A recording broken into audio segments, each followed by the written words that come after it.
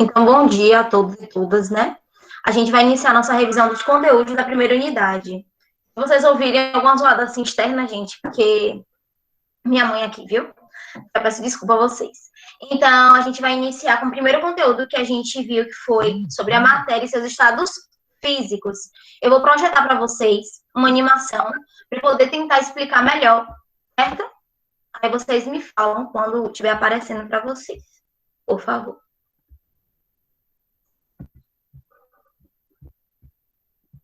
A qualquer momento vocês podem, então, me interromperem, perguntarem, tá? Fiquem à vontade. Certo. Aparecendo?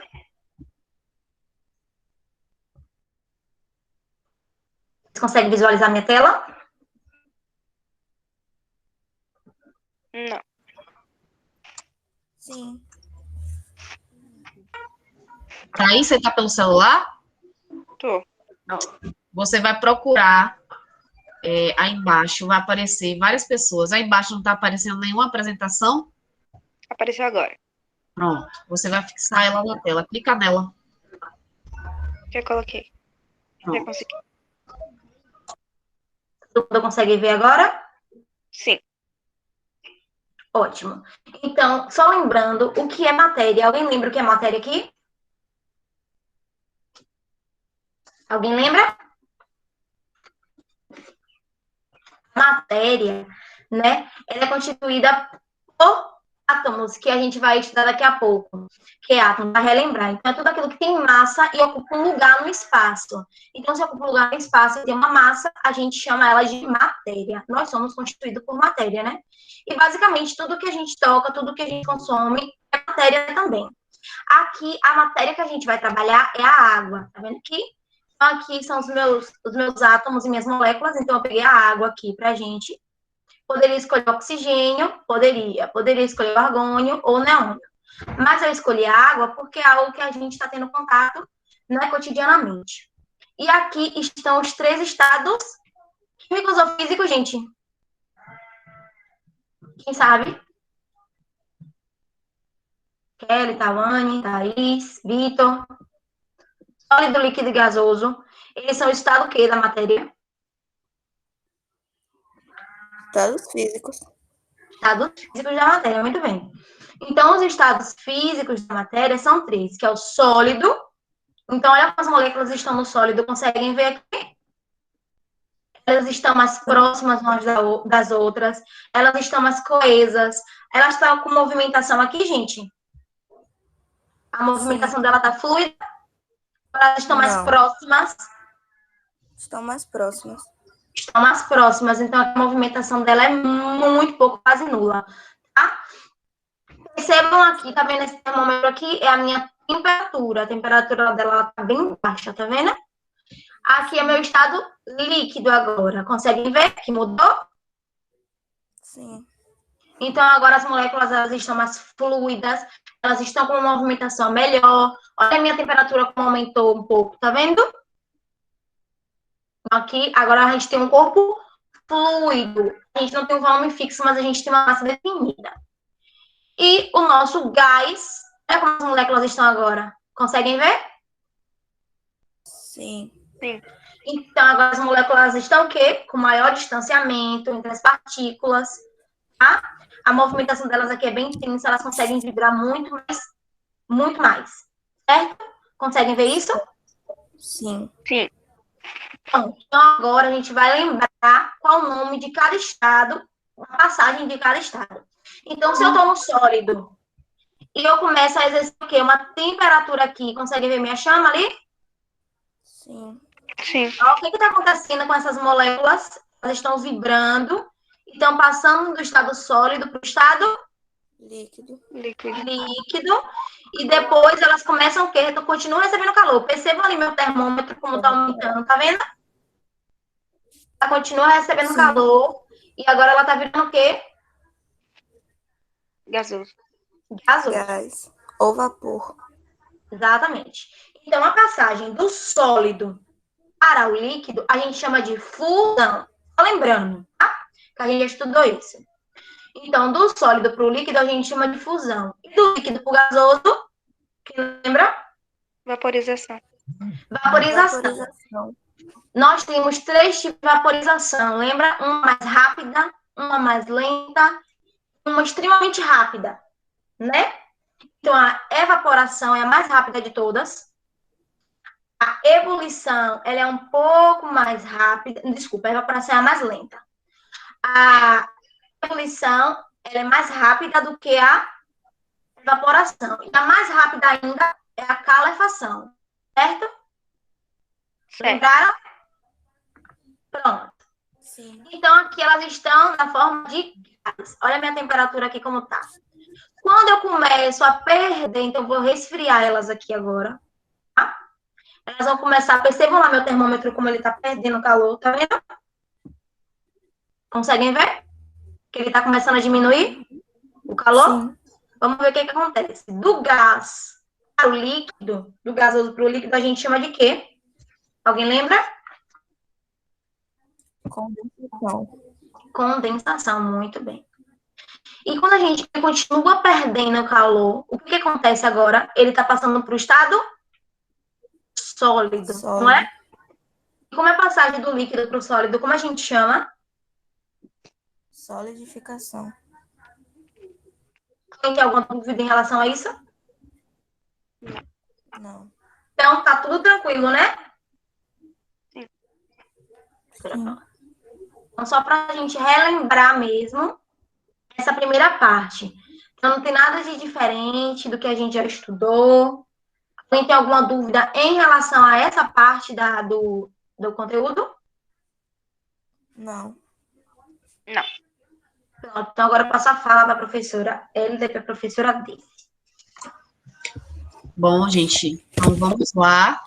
A gente vai lembrar agora um pouquinho dos átomos. Deixa eu só mudar aqui meu plano de fundo, senão vocês não vão enxergar nada. Porque ele desfoca muito. Trazer aqui para vocês já viram, né? Os modelinhos que a gente já utilizou na videoaula que a gente disponibilizou para vocês.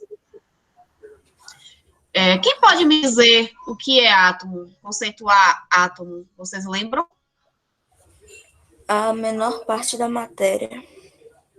Obrigado, Kelly. Isso mesmo, a menor parte da matéria. Só um minutinho que tem gente solicitando para entrar.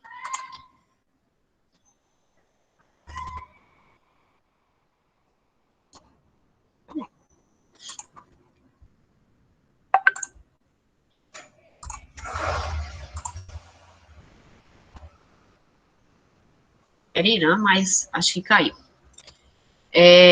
Continuando, como o Kelly já falou, bom dia, Irã, bem-vindo. Como o Kelly já falou, átomo é a menor parte da matéria. E o estudo dos átomos começou lá pelos filósofos gregos, né, os pensadores gregos, que foi Leucipo e Demócrito. Isso a gente não precisa nem focar tanto, que o principal mais é realmente de quem começou a descobrir esse átomo.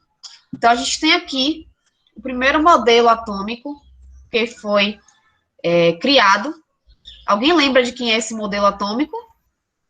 Dalton. Tá todo mundo afiado. Estou gostando de ver.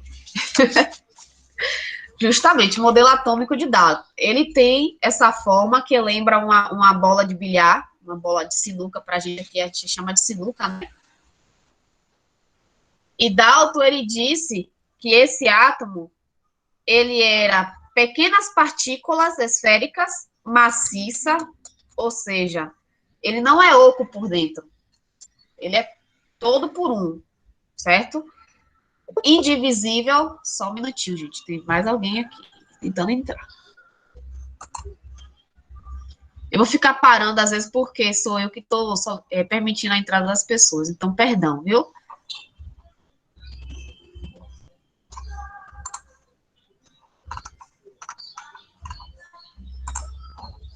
Pronto.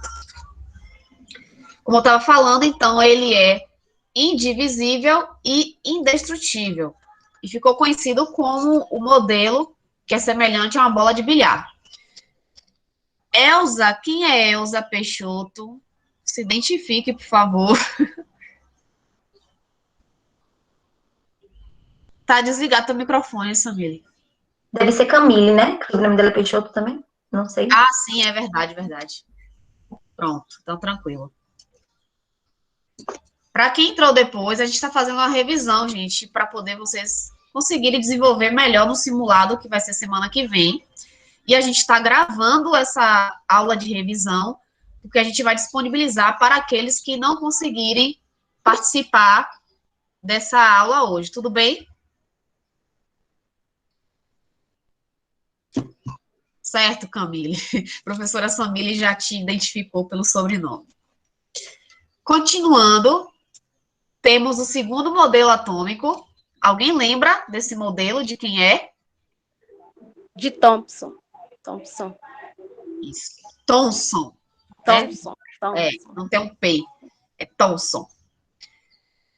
Joseph Thomson, ele descobriu ele inventou, na verdade, né, segundo os estudos dele, esse segundo modelo atômico, por volta de 1898, e esse modelo, ele ficou conhecido por parecer, segundo eles, né, na minha visão, não parece exatamente isso. Mas, segundo eles, parecia um bolo de passas ou um pudim de passas.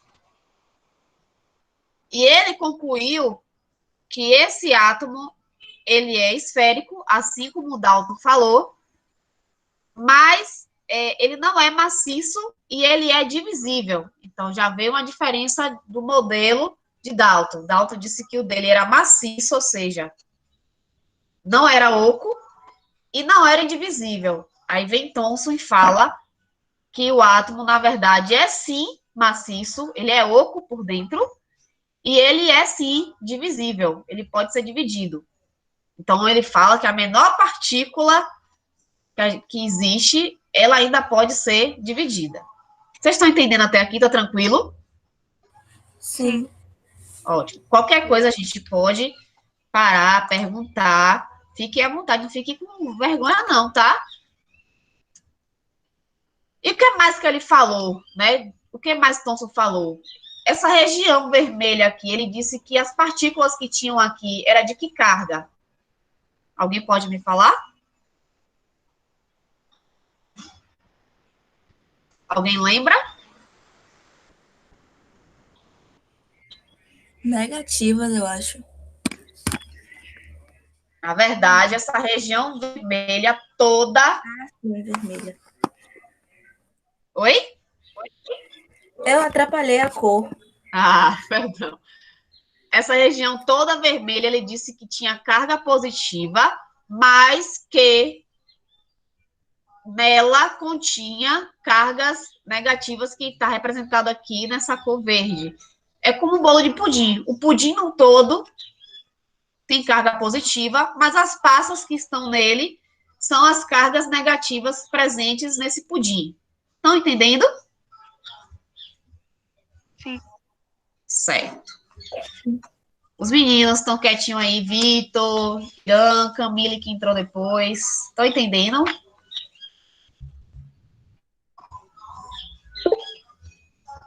Certo, Vitor. Continuando, temos mais um terceiro modelo, que é o modelo de Rutherford. Eu não tenho ele aqui para mostrar a vocês, mas a gente vai usar a imaginação, certo?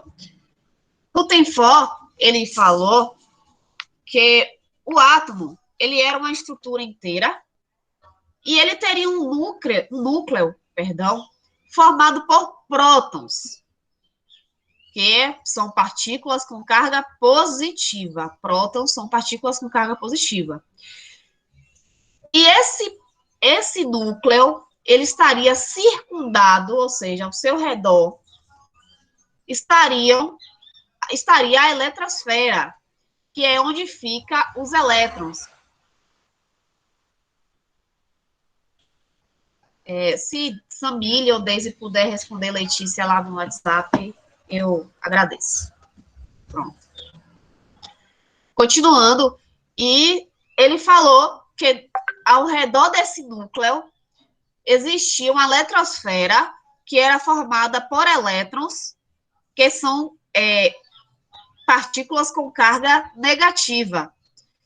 E essa eletrosfera, ela realizava movimentos ao redor do núcleo. Deixa eu ver se eu tenho aqui alguma coisa para representar. Bom, não tem. Vou pegar só o modelo aqui só para exemplificar. Vamos supor que aqui é o núcleo com cargas positivas. Ao redor desse núcleo, ele fala que vai ficar rodando, vai ter que circundado uma eletrosfera com partículas negativas, que são os elétrons, e vai ficar fazendo esses movimentos, só que aleatoriamente, faz movimentos aleatórios. Ele ficou conhecido, esse modelo atômico, como sistema planetário, ou sistema solar. Imaginando o sistema solar, a gente tende a pensar que o Sol é o núcleo e os planetas que estão circundando à volta do Sol são as partículas negativas que fazem parte da eletrosfera. Tranquilo? Tranquilo. Sim. Prontinho. Indo para o quarto modelo, e é um dos que é mais utilizado atualmente. A gente fez esse apanhado todo só para poder lembrar como foi feita essa cronologia dos modelos, né? Como chegou ao modelo que é mais utilizado atualmente, que é o modelo de Rutherford-Bohr. Ele não é muito diferente do modelo que eu falei anteriormente, que é o modelo de Rutherford. O que é que Bohr fez? Ele só complementou os estudos de Rutherford. Então, ele trouxe... Deixa eu chegar um pouco mais para trás. Ele trouxe esse modelo. Lembra um pouco o sistema planetário? Lembra. Só que ele trouxe algumas especificidades que Rutherford ele não conseguiu descobrir.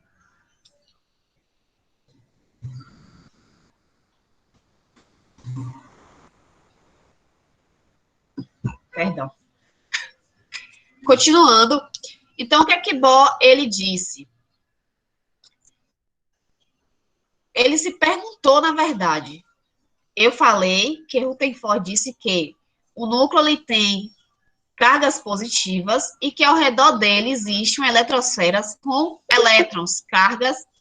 Só um minutinho. Elétrons com cargas negativas. E ele fez a seguinte pergunta: como é possível esses elétrons que estão aqui na eletrosfera não serem atraídos pelo núcleo? A gente sabe que cargas opostas elas tendem a se atrair, certo?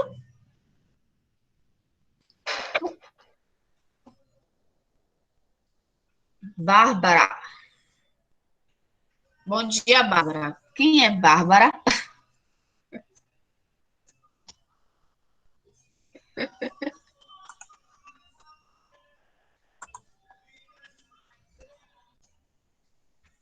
Vocês sabem, meninas? Eu acho que é Lorena. Certo. Obrigada. Continuando, então, como é que é? Como é que era possível que esses elétrons não eram atraídos pelo núcleo, que tinha carga positiva, né? Que tinha, não, que tem. Então, ele falou o seguinte: esses elétrons, eles não estão aqui aleatoriamente rodando ao redor desse núcleo. Eles estão presos em camadas que representam a eletrosfera. Então, aqui temos a primeira camada, a segunda camada, e assim sucessivamente, são 8 camadas. Quanto mais próximo do núcleo, menor carga esse elétron ele vai ter. Vocês estão entendendo?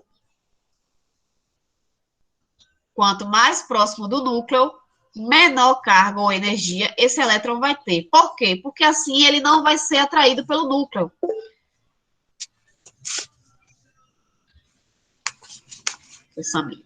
Porque assim ele não vai ser atraído pelo núcleo, que tem carga positiva. Se ele tivesse uma carga grande, ele seria atraído por esse núcleo.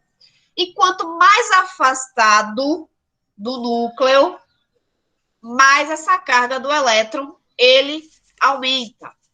Tranquilo? Sim. Pronto. Então, lembrando, o modelo mais utilizado, que é o modelo de Rutherford-Bohr, ele vai ter uma região onde se denomina núcleo, e aqui nesse núcleo vão ter cargas positivas e neutras, que aqui a professora Deise vai falar, né? Deise vai falar? Pronto, então deixa para a Deise falar. E ao redor temos a eletrosfera, que é dividida em camadas, que são 8 camadas, lembrando a vocês. E cada camada vai ter uma carga de energia diferente. Lembrando que quanto mais próximo do núcleo, esses elétrons nessa primeira camada terão carga menor, e quanto mais afastado do núcleo, esses elétrons terão uma carga de energia maior. Tranquilo? Sim. Vou passar agora a professora Deise, ela vai continuar a explicação.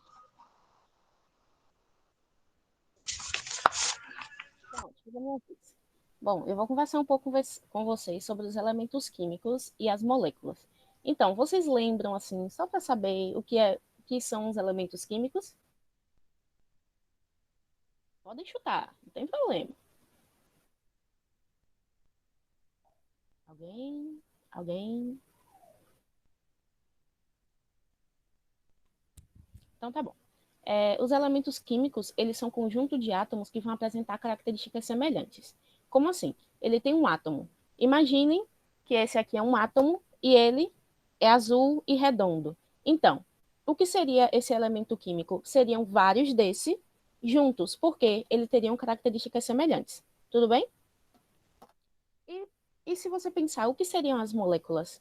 As moléculas seriam essa combinação desses átomos. Então, o elemento químico seria o conjunto de átomos com características semelhantes, e as moléculas seriam a combinação desses átomos. Os átomos, quando eles foram combinados, eles seriam as moléculas. Tudo bem?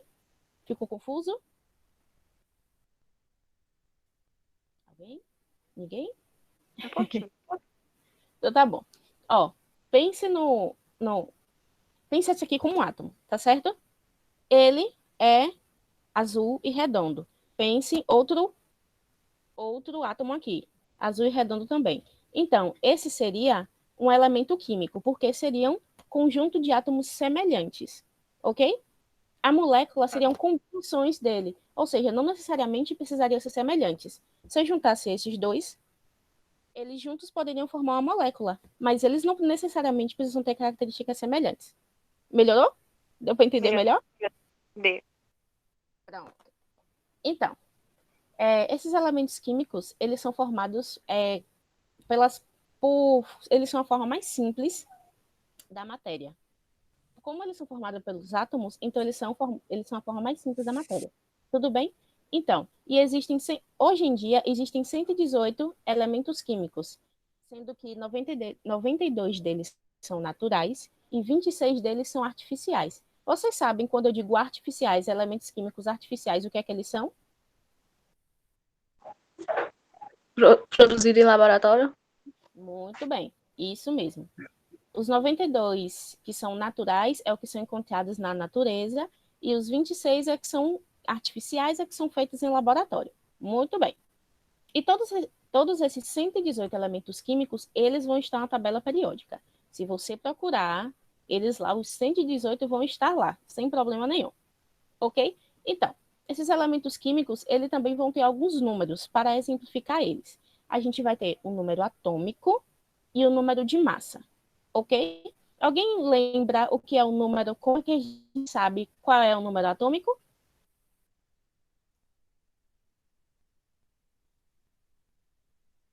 Tá bom. Essa é um pouquinho mais difícil. Tá. Pode falar, pode falar. Não, pode falar. Você estava certa. O número atômico vai ser a quantidade de números de prótons que aquele elemento vai conter. E esse número atômico ele vai ser representado pela letra Z maiúscula. Tudo bem? E o número de massa. Como a professora Elida falou, dentro do núcleo é que vai estar a massa, e é dentro do mesmo núcleo, sendo pequenininho, bem menor do que todo o átomo, é nele que vai conter a maior quantidade de massa. Então, O número de massa, ele vai se dar por uma continha bem simples, uma continha de adição. Alguém lembra? Que é o número de prótons e de prótons mais nêutrons. O número de prótons mais nêutrons. Mesmo. Certíssimo. Então, o número de massa, ele vai ser representado pela letra A maiúsculo.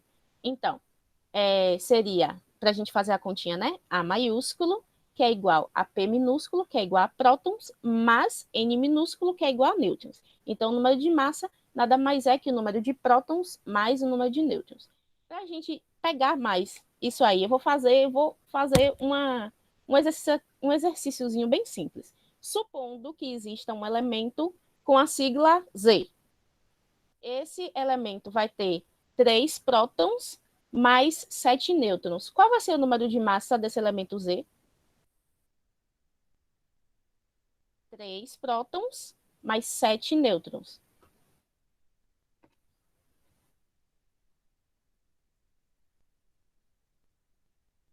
Dez? Isso mesmo. O número de massa desse elemento vai ser 10. Parabéns, vocês estão ótimos. Então, vamos fazer uma recapitulada de tudo que a gente falou para ficar um pouquinho mais fácil. O elemento químico, ele vai ser o conjunto de átomos de características semelhantes. O que diferencia o elemento químico da molécula? O elemento químico, eles só vão estar combinações de elementos semelhantes, ok? Tipo, como a gente falou da bola, ela é azul e redonda. Então, para ser um elemento químico, todos eles que vão estar juntos precisam ser azul e redondo. Já a molécula, ele também vai ser combinações de átomos. No entanto, não necessariamente precisam ser semelhantes. Ok? A gente falou que existem 118 elementos químicos hoje em dia, que 92 deles são naturais e 28 deles são artificiais. Ok? E que nestes elementos químicos, a gente vai ter o número atômico, que é representado pela letra Z, e vai ser o número de prótons daquele elemento químico, e a gente vai ter o número de massa também, que é representado pela letra A maiúsculo, que vai ser o número de prótons mais o número de nêutrons. Ok? Vocês têm dúvida? A gente pode falar. Estou aqui para responder. Não. Nenhuma dúvida? Certeza?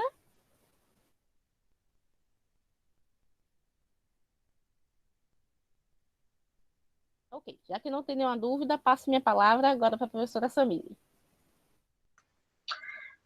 Ótimo. A gente vai entrar no último conteúdo que a gente viu, que foi tabela periódica e reações químicas. Então, agora, no primeiro momento, eu vou falar um pouco sobre tabela periódica. Então, gente, por favor, como a gente está falando o tempo todo, não fiquem com dúvidas, porque semana que vem é simulado, tá?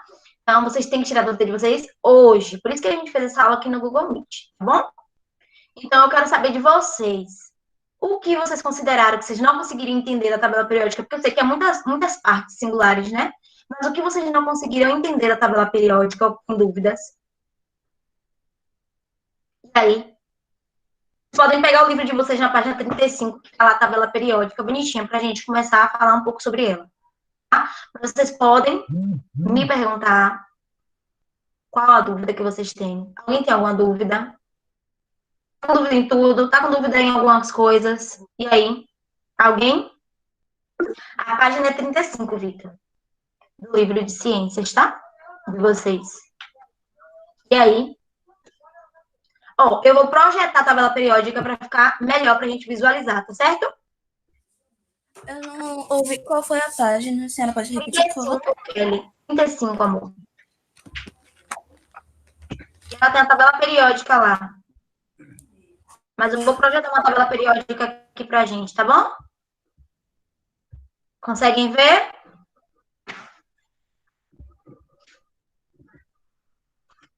Quando vocês conseguirem, me avisem, por favor.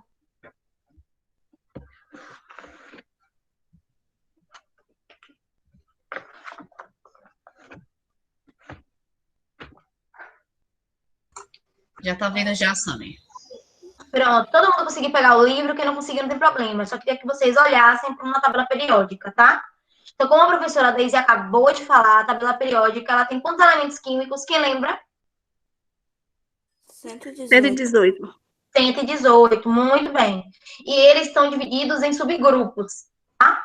Mas antes de eu falar dos subgrupos, eu quero chamar atenção para vocês do que é período e do que é família, tá?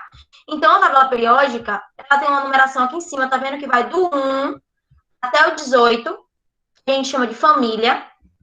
Cada família dela, ela tá organizada porque tem propriedades físicas e químicas semelhantes, por isso que a gente organiza assim. E cada linha da tabela periódica, tá vendo aqui? São 7, a gente chama de período.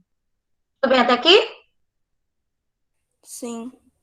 Então, se eu falar com vocês o carbono, qual a família do carbono?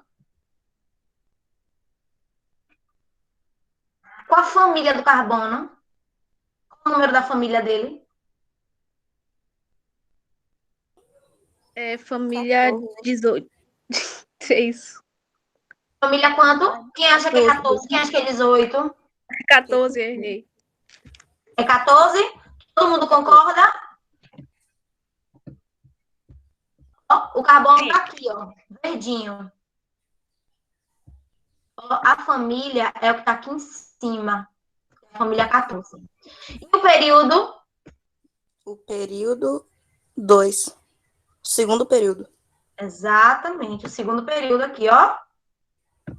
Todo mundo consegue entender isso aqui? Conseguiu entender aqui, gente?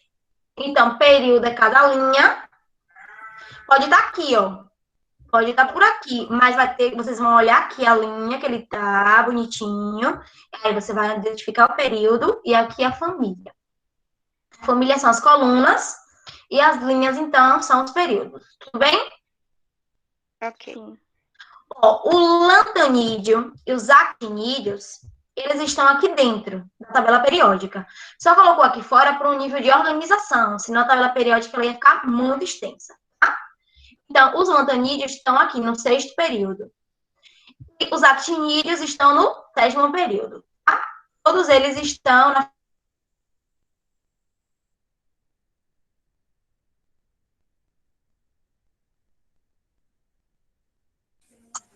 Samilito travou.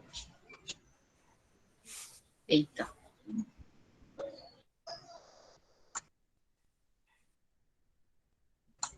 Só um minutinho, viu, meninos? Tu travou, viu, Sam? Perdeu a conexão. Oi, gente. Voltei.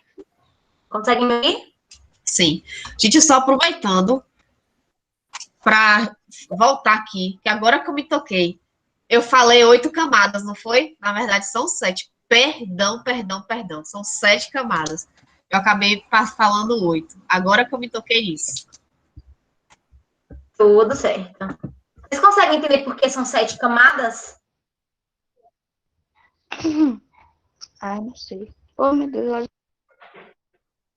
São 7 camadas. Oh, desculpa, gente. Deixa eu passar aqui. Ó, são 7 camadas e são 7 períodos aqui. Porque são correspondentes a cada camada do átomo, né? Do nosso átomo que a professora Hélida falou. E elas são identificadas por letras, né? Começa da K, depois L, M, N, O, P e Q. Tá? Eu vou passar para poder explicar melhor a vocês as partes de cada um. Rapidinho, só para a gente lembrar mesmo. Então, cada elemento químico é como vai ser uma identidade. Cada pessoa ela tem uma identidade específica, tá? Então, eles vão ter uma identidade. Então, o primeiro número aqui em cima é o número atômico, identificado pela letra Z. A professora Deise, ela estava falando agora sobre o número atômico. E ele corresponde ao número de prótons, certo? É carga o quê? Positiva ou negativa ou neutra? Quem sabe me dizer? Qual a carga, gente? Pode me repetir, por favor? O número atômico, ele corresponde ao número de prótons, tá? Que é qual carga, positiva ou negativa ou neutra? O prótons é que carga? Positiva. Positiva, tá? E depois ele vem aqui acompanhado pelo símbolo, que é essas duas letrinhas. Pode ter uma letra, pode ter duas, cada uma vai ter uma específica. Então, zinco. E logo abaixo vai ter o nome do elemento. Zinco. Zn é o símbolo e Zimbo é o nome desse elemento. E embaixo vai ter o número da massa. E aí, para a gente achar a massa, a gente tem que fazer aquela conta que a professora Daisy falou. Lembra a conta? O número de prótons e nêutrons. Muito bem. Dúvida? Não. Posso passar? Sim. Pode. Ótimo. Então, já falei da família, né? Tem 18 famílias. Cada família elas vão possuir um nomezinho específico, tá? Mas a gente não vai cobrar isso para vocês, não. Fiquem tranquilos. Mas é só para vocês entenderem que tem uma organização. E aí a gente vai precisar que vocês entendam a organização geral, que são metais, ametais ou não metais, que é a mesma coisa, e gases nobres, certo? Mas só para vocês identificarem que tem 18 famílias e que elas possuem, então, uns nomes singulares em algumas famílias, tá? Como metais alcalinos terrosos, depois vem aqui na família 13, a família do boro, depois a família do carbono, seguida pela do nitrogênio, os calcogênicos, halogênicos e, por último, os gases nobres, certo? Para identificação. E as linhas, como eu já falei, são os períodos, também eu já falei que é por causa da quantidade de camadas eletrônicas. Então, fiquem tranquilos quanto a isso. E aí a gente vem para os grupos. O hidrogênio, ele é o único que não se encaixa em nenhum dos grupos. Lembra que eu falei com vocês? Ele vai ter o número atômico número 1, o nome dele vai estar logo embaixo, o número dele, o símbolo dele vai ser o H, e o peso atômico, que é a mesma coisa da massa atômica. Então, fiquem tranquilos também, ele não participa de nenhum dos grupos que a gente vai discutir agora, tá? E aí a gente vem para os metais. Os metais, se vocês olharem no livro de vocês, ele tá da cor roxa. Conseguem ver aí? No Sim. livro de vocês. Aí, lembrando só, o hidrogênio, ele tá de laranja, porque ele não participa de nenhum grupo desses aí, tá certo? Então, essa parte roxa, toda essa parte roxa, são metais. E todos esses metais, eu coloquei aqui a panela de alumínio, mercúrio ali no termômetro, os fios de cobre. Então, eles vão ter um brilho diferente, um brilho metálico. Eles são sólidos em temperatura ambiente, apenas com exceção do mercúrio, que vocês percebam aqui que ele tá líquido aqui dentro, tá? Eles são bons condutores de corrente elétrica, assim como são de calor também. Eles conseguem formar lâminas, eles são maleáveis, e eles conseguem formar fios, olha o cobre ali, tá certo? Então, os metais, eles estão praticamente na tabela periódica quase toda, né? Então, eles tomam ali grande parte da tabela periódica. Tudo bem até aqui? Tudo. Tô falando muito rápido? Não. Vou passar, tá certo? Os ametais ou não metais, eles vão ser o inverso do metal. Então, eles não possuem um brilho característico e eles são péssimos condutores de calor e de eletricidade. E eles conseguem se fragmentar e ter uma densidade variada. Então, eles podem ser tanto sólido quanto líquido, quanto gasoso. E aqui eu trouxe o exemplo do diamante, que a gente consegue, né, visualizar. E aqui tem a grafite, né, que é a nossa ponta de lápis mesmo. Eles estão aqui em amarelo, mas na tabela de vocês, também estão de amarelo na tabela de vocês. São de não metais. Eles não têm grande quantidade na tabela periódica, mas no nosso cotidiano, ele é o que tem em maior quantidade, né? Nós somos basicamente constituídos de elementos não metais. Tá certo? Dúvida até aqui? Não. Não. Ok, vou passar. E, por fim, os gases nobres, né? Como eu chamo eles de metidos da tabela periódica, porque eles não são encontrados, é muito difícil, muito raro, combinado com outros elementos químicos. Por quê? Porque eles já são ali completinhos, bonitinhos na sua camada eletrônica. Eles são gases nas condições ambientais. Eles são muito mais leves do que o ar. Então, por isso que a gente dá o exemplo do hélio, que está aqui, o balão de hélio, tá vendo? Então, eles conseguem ficar mais leves do que o ar. Então, o balão, ele sobe. Ele não desce como quando a gente enche normalmente, né? Então, os gases nobres, eles são mais leves do que o ar. Alguma dúvida dos gases nobres? Não. Pronto, então agora vai falar a professora Elida e a professora Daisy. Querem fazer algum complemento sobre tabela periódica?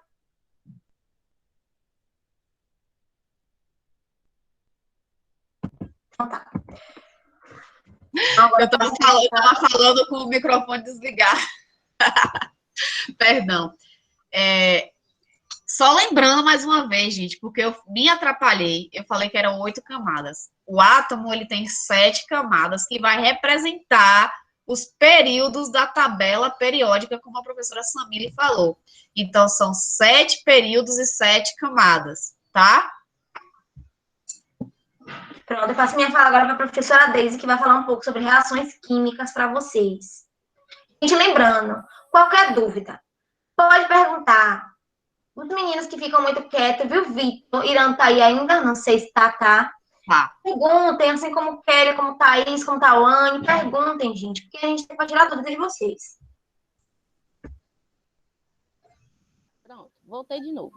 Bom, a gente agora vai falar sobre o último assunto, que é as reações químicas, não é isso? Reações químicas, ou também chamadas de transformações químicas, vão ser a quebra das ligações para formar uma outra ligação. Tudo bem? Como se, tipo, existissem umas substâncias juntas, elas se separassem para formar outra. Vamos pegar a bolinha de novo para vocês entenderem. É como se houvesse essa ligação entre essas duas bolinhas vermelhas, tá bem? Elas estão ligadinhas aqui, estão juntinhas. Então, o que é que vai acontecer? Elas vão se separar, ó, elas se separaram, e uma delas, ou as duas, talvez, vão formar outra ligação, tá bom? Vamos dizer que ela vai formar uma ligação com essa aqui, tá certo? Então, vai ser essa bolinha azul, mais essa bolinha vermelha, mais essa bolinha azul, que vai dar igual a essa bolinha branca, tá bem? Essas duas, que vai ser igual a essa. Para a gente dar nomes, então, estes aqui vão ser os reagentes, que é eles que vão se separar para formar um outro, e esse vai ser o produto, que vai ser o resultado da soma desses reagentes. Tudo bem? Entenderam? Ficou confuso? Alguém dá um feedback? Alguém? Alguém aí? Todo mundo sumiu, ficou quieto? Meninos e meninas, vocês entenderam o que a professora Deise falou? Sim, sim. Certo. Obrigada. Mas vamos lá voltar de novo, que eu acho que vocês não entenderam. Vocês demoraram demais para responder. Eu acho que ficou confuso aí.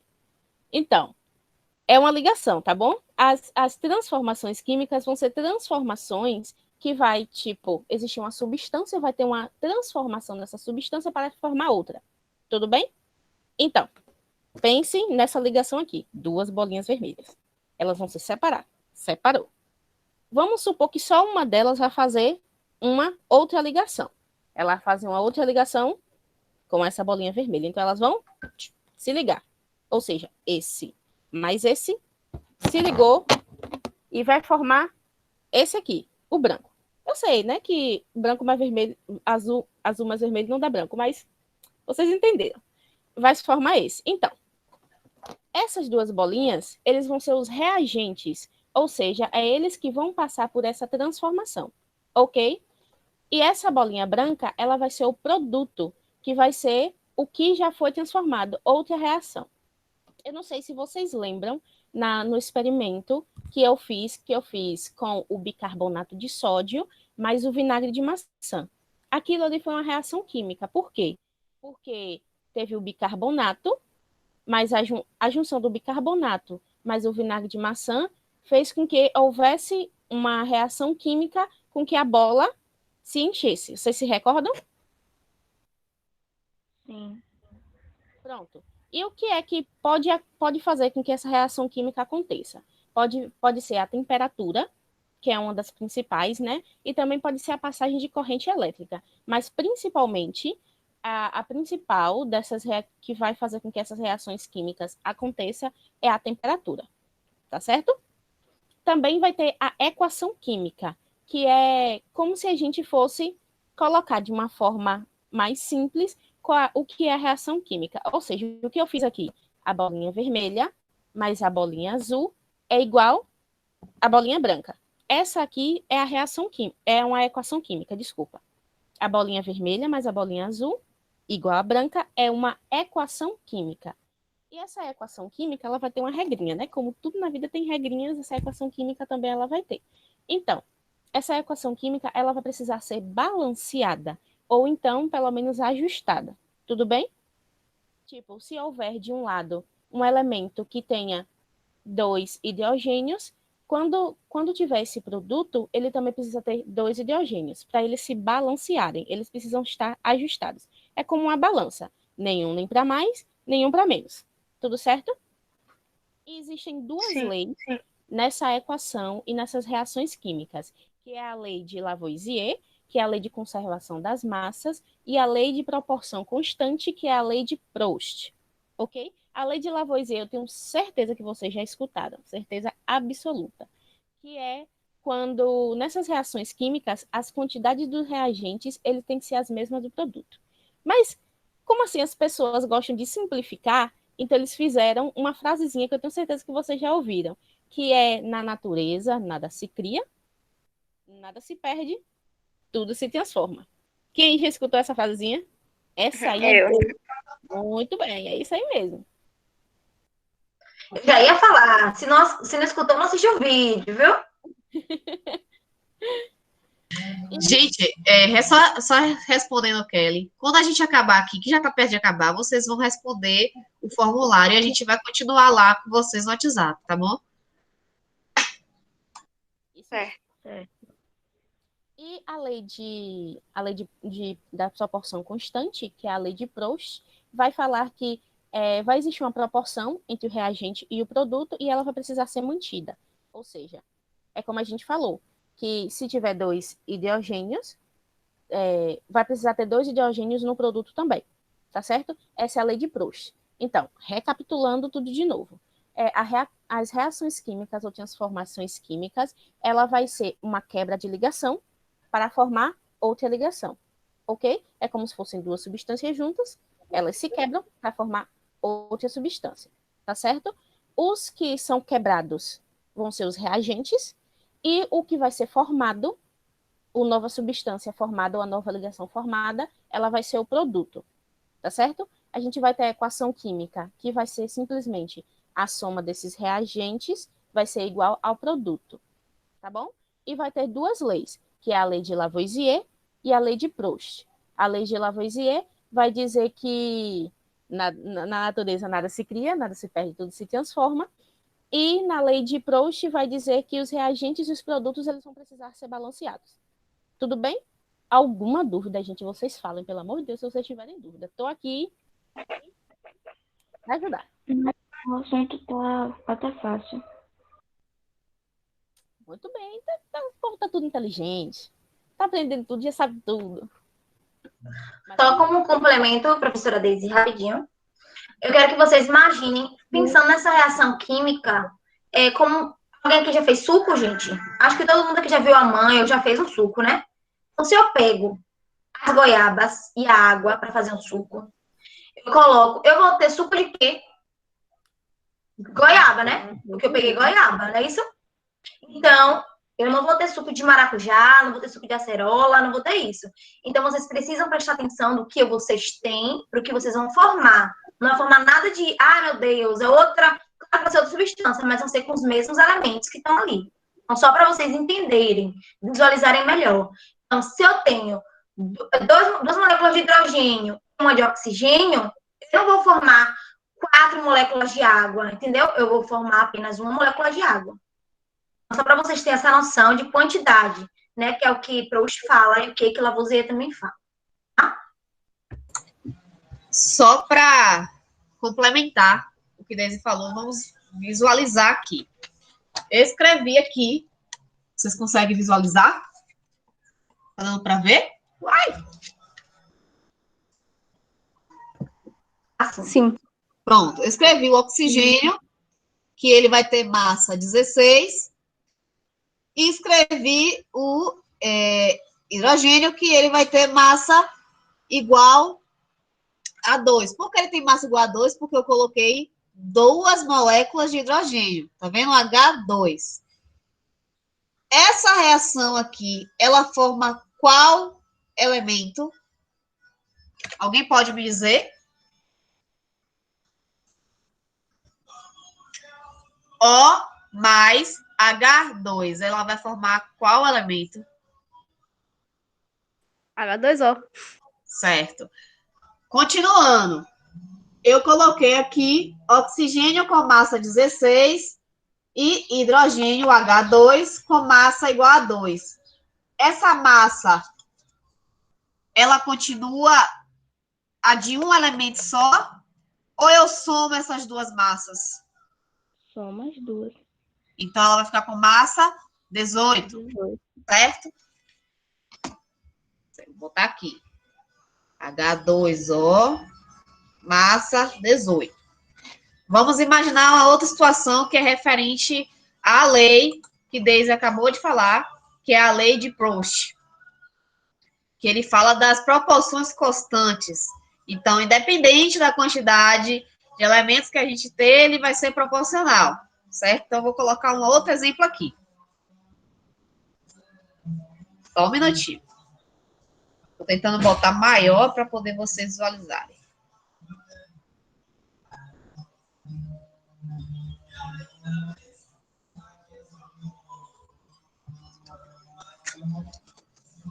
Vocês estão vendo aqui embaixo?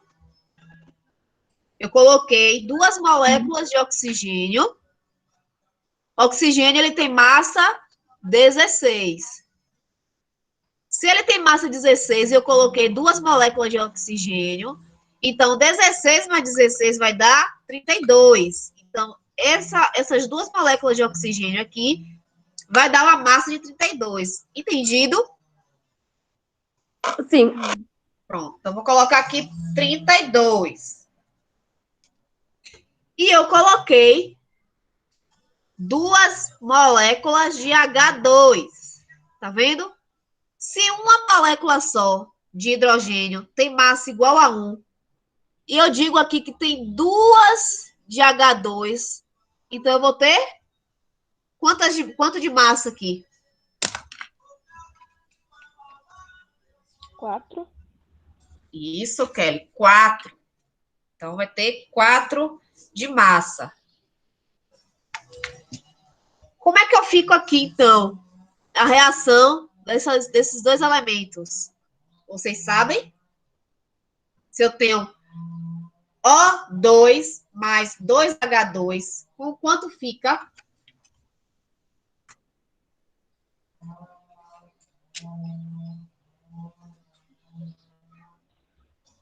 Senhora, repete a pergunta para mim, por favor. Se eu tenho, deixa eu botar de novo para vocês visualizarem. Se eu tenho O2 mais 2H2, quanto fica? O que elemento vai formar? Ela é semelhante ao que eu falei anteriormente, só que tem uma diferença que tem um 2 na frente do H. H2O2. H2O2? Sim. Certeza? Não. Vamos lá. Vou desenhar aqui as moléculas. Tenho uma molécula de oxigênio, 2 moléculas de oxigênio. Mas hidrogênio, hidrogênio, hidrogênio, hidrogênio. Estão visualizando aqui? Que é o oxigênio, 2 moléculas de oxigênio, e aqui hidrogênio, tá vendo? 2. Visualizaram? Sim. Pronto. Isso aqui vai dar...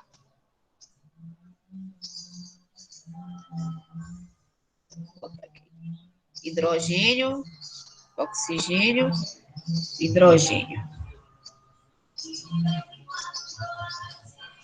Hidrogênio, oxigênio, hidrogênio. Vocês estão ouvindo um barulho de música aí? É meu vizinho, viu, gente? Perdão. Consegue visualizar aqui? Vou aproximar mais.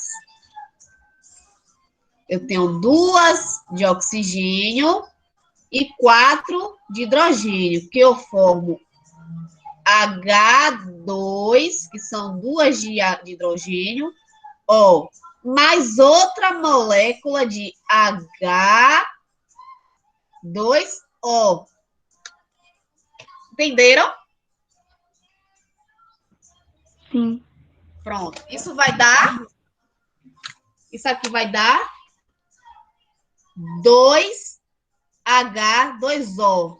Por quê? Porque eu tenho duas moléculas de água. A junção de O2 mais 2H2 formou duas moléculas de água, duas moléculas de H2O. Vocês entenderam? Sim. Então, vai ficar 2H2O aqui embaixo.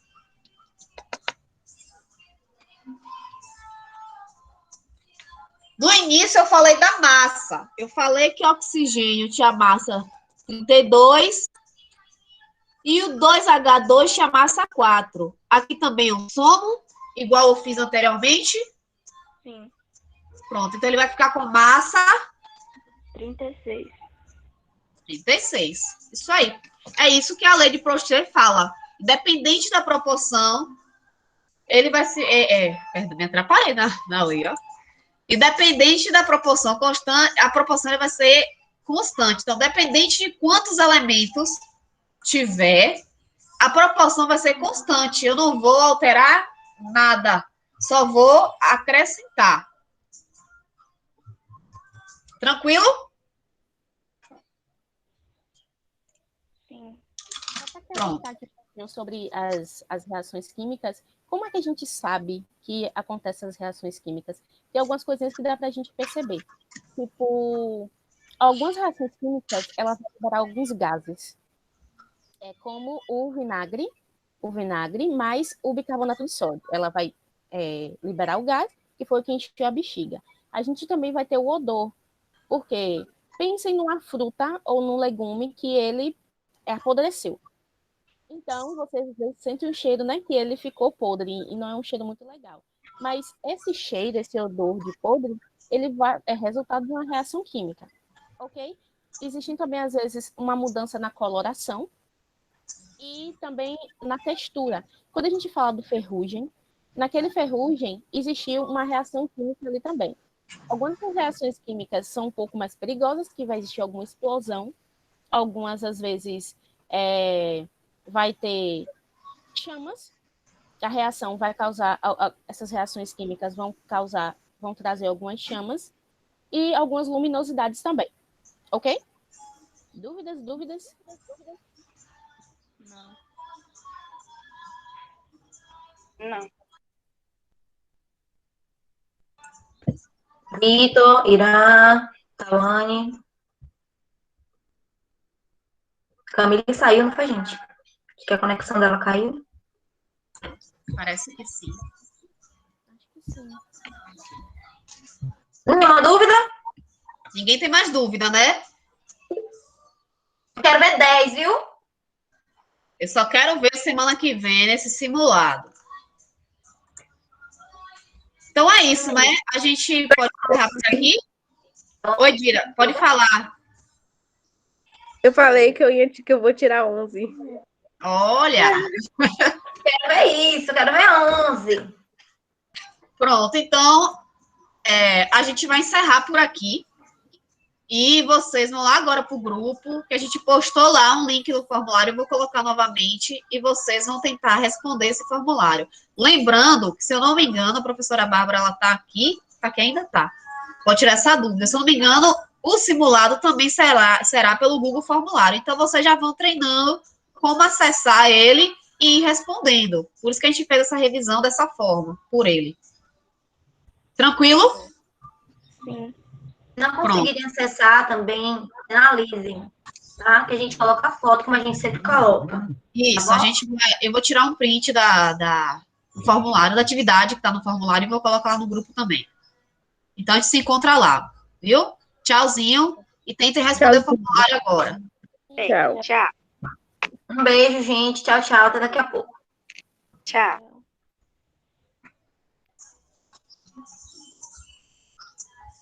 Deixa eu interromper a gravação.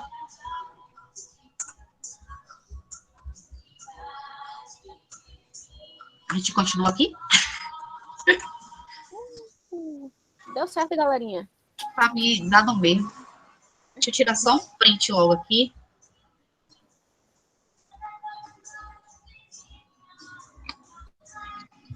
Interrompe a gravação, Miguel. Já interrompeu, não? Não, tá gravando aqui ainda.